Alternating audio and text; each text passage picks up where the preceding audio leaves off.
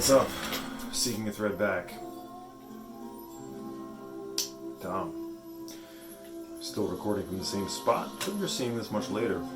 By the way, on the Big Star 1000 stream recently, we were talking about Calyx, the dudes who do VC videos, like myself, sitting in front of their Calyx shelves and all these records behind them. I got a little self-conscious. I'm like, I better change the script, flip the script on this. That's not going to fly. Anyway, no. So here I am, still sitting in this room. We're listening to the Skygreen Leopards. And, it's funny how just a little comment with people and you out there who comment can just turn into like a new wormhole, or going to reassess and, reinspect sort of those particular things. So these three records are all of the Jeweled Antler. I did a little feature on Jeweled Antler, and that all came about with Johan, Phil That Man. Talking, just him throwing that out in the comment. I was like, yes, I love that stuff. And then I started bringing it out, pulling it out, and I did a little feature on one of those videos, and then I got these recently. This is one of the Skygreen Leopards records on Jagjaguwar, their first, Child God in the Garden of Idols, I think, from 2005. This was the vinyl edition. Just comes on like a single. I put a cardboard sleeve behind it, but pasted on back cover there. I just love this stuff. It's it's like Psych-Funk, but just a little more out there, a little more innocent but strange. There's the Jeweled Antler. There it is. I love this stuff. Glenn Donaldson was one of the main collaborators on this stuff. So this is 2005 on Jagjaguwar. The CD edition looks different, so that's what we're listening to. And also, these were cheap. This is the Ivytree, also a Glenn Donaldson project. Pillar of Clouds. It's on Soft Abuse, I think. I don't know. It's like there's an edition of only 100. 67 out of 100. I don't have the label in front of me, but that's what it is on blue vinyl. This is also lots of field recording feelings to it. Recorded in nature, outside of the studio, more organic sort of feelings to them.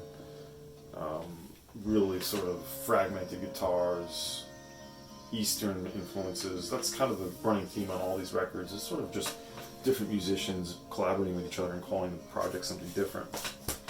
That's the Ivytree. This is Thuja Hills. This is Unimportant, was it? No, Rose Hobart, 2018. This one is a little more abstract and a little noisier, more difficult. Rob Riger, Glenn Donaldson, Lauren Chase, Stephen R. Smith, Thuja. Core to San Francisco's Jeweled Antler Collective, Thuja, the quartet of Stephen Smith, Glenn Donaldson, Lauren Chase, and Rob Riger. Released Hills in 2002 in the midst of a particular productive phase. Unforced, luxuriant matter in this music, a misty fold of keyboard, drums, tinkling piano, clusters of percussive, shuttling and scrabbling strings, and other things. Laying claim to a heritage of all-in-one group mind improvisation that arcs back to AMM, Music Electronica Viva, Biota, or Sofia Gubaladina's Australia. Cavernous psychoacoustics. This is Thuja. Wow, we're listening to Skygreen Leopards, but this is Thuja. This is awesome. Stunty, maybe you know this or wouldn't like that. In fact, why don't we just put a little bit of this on? Alright, so that's there. So that's the Jeweled Antler stuff that I acquired recently. These next three, I'm a longtime fan of this band, but I've only just owned the CDs, so at some point that just becomes like not okay. Now I know these records all super well, like the back of my hand, but I'm like, I need to get good pressings of these. So these are the three Pavement records I picked up recently. This was in the collection that I talked about on the last Vinyl in My Life videos. This is the first reissue, technically, of Wowee Zowee from '95. The second edition has got red labels. And this is actually from '99, the reissue. So this has been reissued a few different times. They change the label color every time. Central Record, maybe the back. I don't know. I could never really choose a favorite, but so this was in that collection that I bought from my friend. So definitely be keeping that. This is the first US of Crooked Rain. Crooked Rain includes the insert. Does not include the 7-inch. Bit of a bummer, but the sound and fidelity. You know, I was going back and sort of went down the wormhole again with Adam, who works at Angry Mom. We were comparing pressings, and we did find that this was way better, taken from analog tape. So I was like, I gotta seek this out, and I got a good one on this. And this is the European edition of Slanted and Enchanted on Big Cat. The Big Cat edition, which is significantly cheaper than the US edition on Matador somehow. Like a world of difference, but it sounds amazing. And this does have. This was a classic record for me, as I talked about previously. The old Big Cat catalog insert, and yeah, lyric insert. I think on the U.S. original it might have been an inner sleeve. I forget, but I've always just owned these CDs. I have the deluxe CDs, so good to have those. Pavement. Love Pavement. Super important band. Put that down there again. We're listening to Thuja. Pretty sparse electroacoustic sounds. When I got that Pavement record, selling in Europe, I finally decided to get a copy of Bandwagonesque. I love this record, but I'm a bit of a moron when it comes to Teenage Fanclub. This is the only one I really know. As I was talking with John, Digital Gramophone, he featured Grand Royal in his top 100, 200, top 100 now. Great album on the Creation. Great, good jangly power pop. Everyone knows this album. I do need to explore some other ones probably. Playing a little bit of this today. Low. Curtain hits the cast. Original pressing on Vernon Yard. Double LP. Now this is going, you know, this has gotten a little bit hairy, pricey. But I always like to seek out a bit of a bottom feeder sometimes. I don't want to have crappy copies of things, you know, shit editions, but when a seller's got something like significantly cheaper and just mentions like a few clicks on one track, I'm like, you know what, I'll take that. Use the inner sleeves. I'll take that. And like, you know, am I really gonna feel that? I mean, some of you, I'm sure, like, no, that's not acceptable. But with one song, I think it's about a minute of clicks on one song on the whole double. I'm like, I'm fine. This is the second album. It's at 96, Vernon Yard. This one I actually didn't. I own a lot of their CDs. I've never owned this one, so this one I don't know very well. I have Long Division I got recently. I Could Live in Hope. Yeah, that one I had on CD too. This one I barely really heard, so it's great to get this and really experience it the right way. On the vinyls. On the vinyls. Yeah.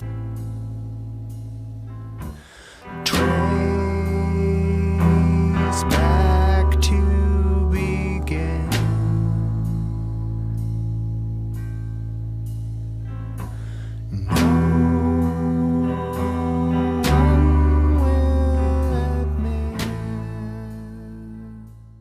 Let's keep moving. There's long videos I like to do. Here's another one. Bit of a bottom feeder on this. I did show this on Instagram. The first Parliament album, not Funkadelic, but Parliament, Osmium. Now the sleeve is not great, you can see here.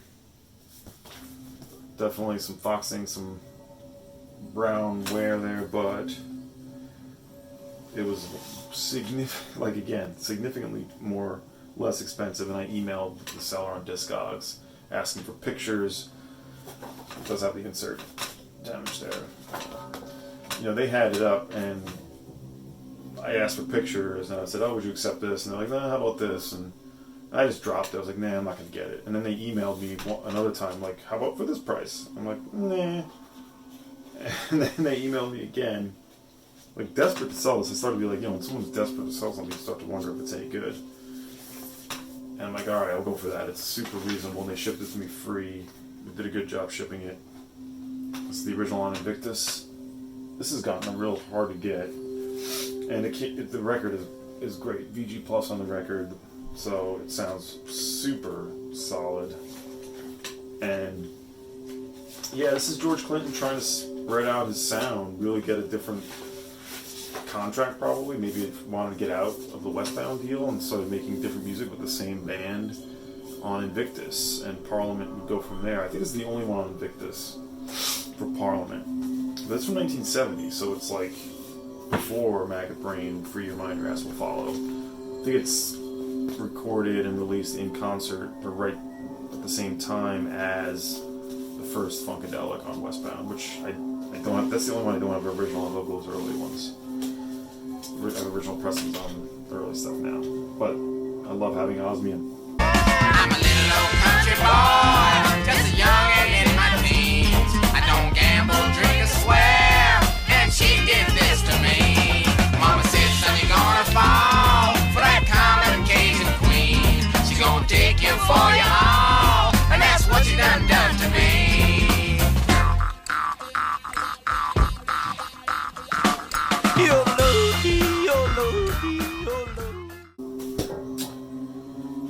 Right in the same vein, this I picked up last week at Record Archive. Very fair price on Purple Image, out of Cincinnati. This is from 1970 as well. Definitely in the Funkadelic style. This sleeve, this record is usually in rough shape, man. I've never seen one in person, but the ones I've always looked after online, it was like, I like the same with Bottom Feeder, but I was like, I'm not paying premium prices for below VG record. I'm just not doing that. This is super lovely. Don't even care about this M3. There are no promo copies of this, it's just a promo sticker. They're all stock copies. They just put promo stickers on stock copies. And beautiful Map City label. If you like the Funkadelic records, I mean, this is right there. Just as good. Just as good. I think any of those records are, maybe it's not quite as good, but it's right there. It's fantastic. Super funky, psychedelic for sure. Drop-in sleeves. Maybe I need to be at my table.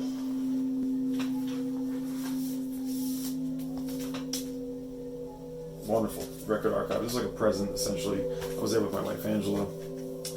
They had it on the wall, and I was like, oh, if it's at this price or below, I have to do it. And it was below what I thought it would be. Still a hefty chunk of change, but she was like, all right, go for it. We were there for our anniversary, so.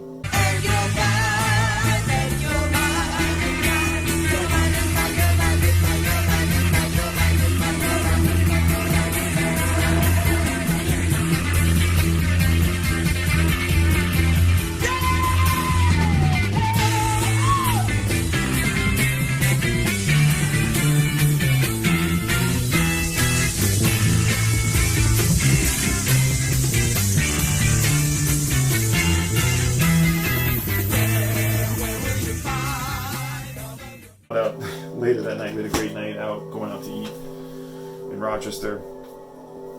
Go out to eat right after we're done, which was kind of stressful, eating in a packed restaurant with our vaccination and everything. Find out that I was exposed to someone with COVID a few days prior, so it sort of ruined our night. Wasn't symptomatic, and I got tested twice and I'm good, but it sort of ruined the night because I was exposed to someone with my mask off at the gym I'm at, and I was like, oh, I'm gonna have it, I'm gonna get it, but I was like, I'm good. Ended up working out. This is the Harlem Underground. I just upgraded this. This features George Benson.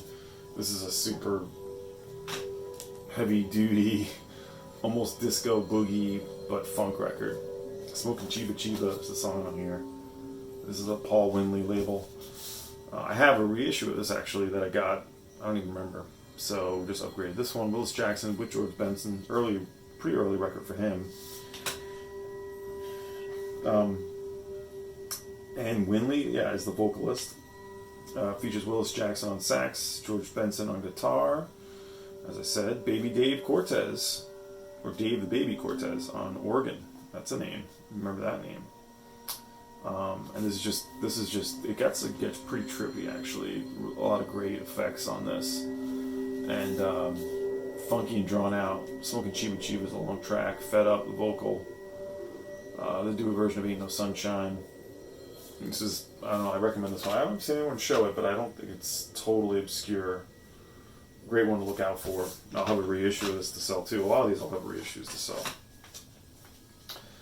The year on this Harlem Underground band, 1976. So it's definitely getting into the disco territory, which I don't sample with too much, but I go there a little bit. Paul Winley label. Hey, bro. What's happening, bro? Got that good chiba chiba. Right on. You down? I'm ready.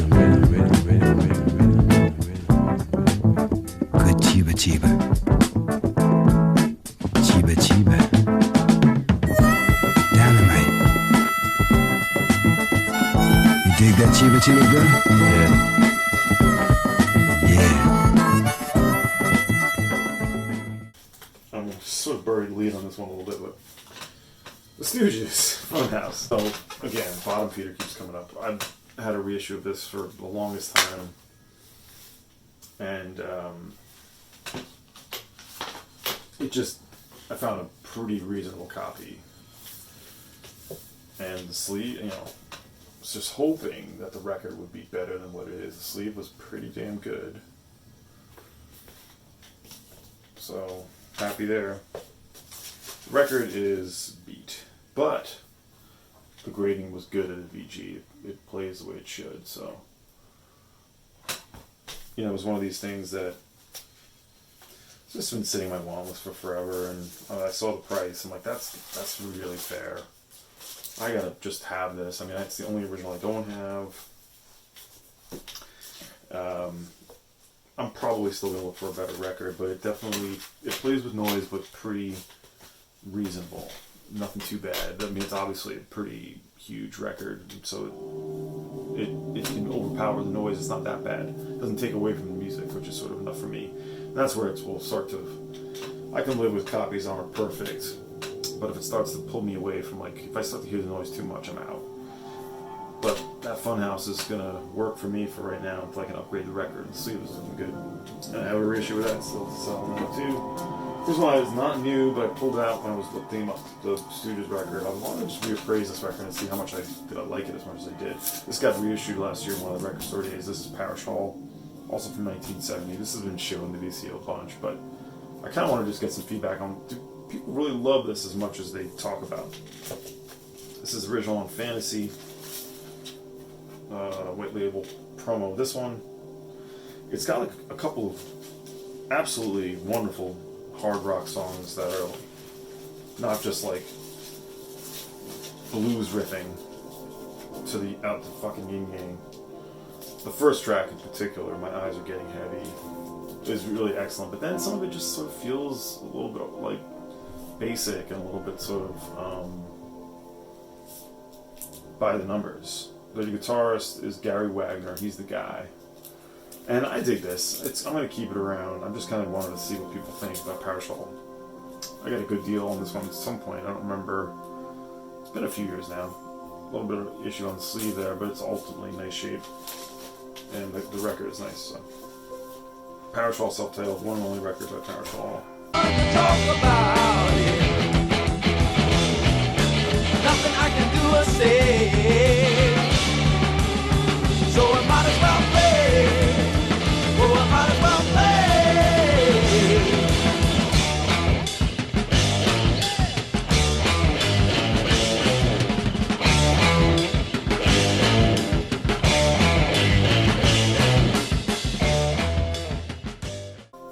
Some psychedelia, High Tide. Another record I'd had a reissue, and I just sold it a bunch of years ago, and I was just getting rid of some things. I'm like, I'm gonna eventually get a reissue or an original copy because I do love this so much. It's a UK sort of progressive but psychedelic rock. This is the US original on Liberty. The big thing on this is the violin being included. This is Sea Shanties, by the way, is the title. Derek showed it at one point, sort of just spurred me to be like, I gotta look and see what it's going for. I kind of got it for the going rate. This is probably one I thought maybe would turn up in the record store, but it never has. And truly gnarly sounds on this. This is not your average Psych record. If you're looking for a Psych record that's going to be a little bit different than everything else, this is the one. Their second record is much rarer. I mean, I think it was only released in the UK. Is this from 70 as well? 1970 is a big year for this kind of stuff. Yeah, I think it is. Maybe 69. Great band, though. A couple more. Shout out to Noted in Archive. Michael. He hasn't made a video in a while. But he sent me his one and only release under his own name. The title, right? Lower River. By Michael Muller. This is on the Beacon Sound label, who's done a few records. I think I have something else on Beacon Sound. Beautiful press, beautiful sort of drifting ambient by Michael. Just playing nice and stark black labels. Hope you're doing well out there, Michael. Hope to see a video from you soon. He sent this to me. Sweet of him. You know, you talked about, let's see, this is from a few years ago, right? 2019.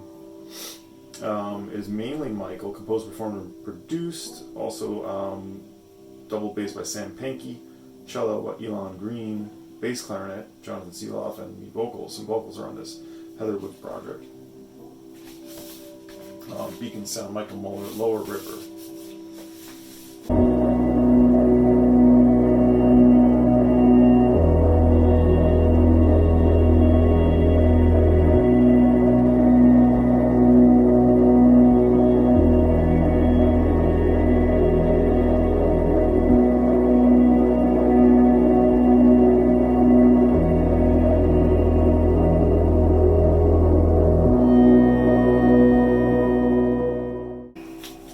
Tengo. This is basically a pandemic record. It is called We Have Amnesia Sometimes. And they're releasing this on their own Bandcamp. They put out this stuff digitally. It's basically like them improvising and sort of screwing around in the studio, I think, when they were in the midst of COVID and sort of not sure what to do. And so it's this sort of jams. It's sort of, maybe it might strike you as something not essential to have, and maybe it's not, but I love what they do. It gets, this I had on the house the other day, and my wife was like, what is this? And she's a huge Tengo fan too. She was a little bit thrown off by it. She was like, let's turn this off. But I was like, it's the old Tengo. She was like, oh shit. We Have Amnesia Sometimes. I think you can still get copies of these. It's like 15 to 20 bucks. I think they're just like, they just wanted to get something out there probably because they couldn't tour. And all the titles are like what they were doing that day. James and Ira demonstrate mysticism and some confusion holds. Another track, Georgia thinks it's probably okay. Tuesday. Wednesday, James gets up and watches Morning Birds with Abraham. I think it's great though. Yola Tango experimenting. Maybe some of this, maybe they were songwriting, just kind of coming up with ideas, and that's how they do things. So maybe some of this stuff will take shape as songs somewhere else. Either way, I'm happy to have that.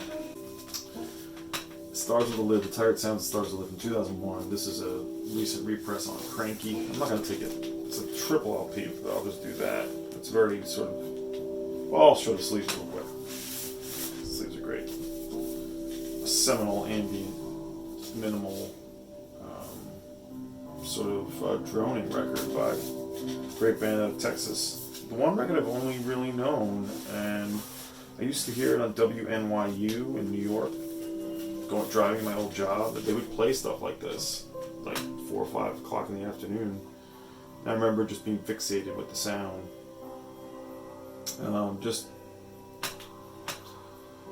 what can I say? It just sort of puts you in the right course. I simply feel that they are making the most important music of the 21st century. That's Ivor Watts Russell, the 4AD label founder. It's on the Cranky label originally. It sounds fantastic. Fantastic pressing. Super quiet. You put this on late at night, it'll get you there. There's more to be done, more to be shown, but that's what I got for you right now. We've been listening to this Thuja record.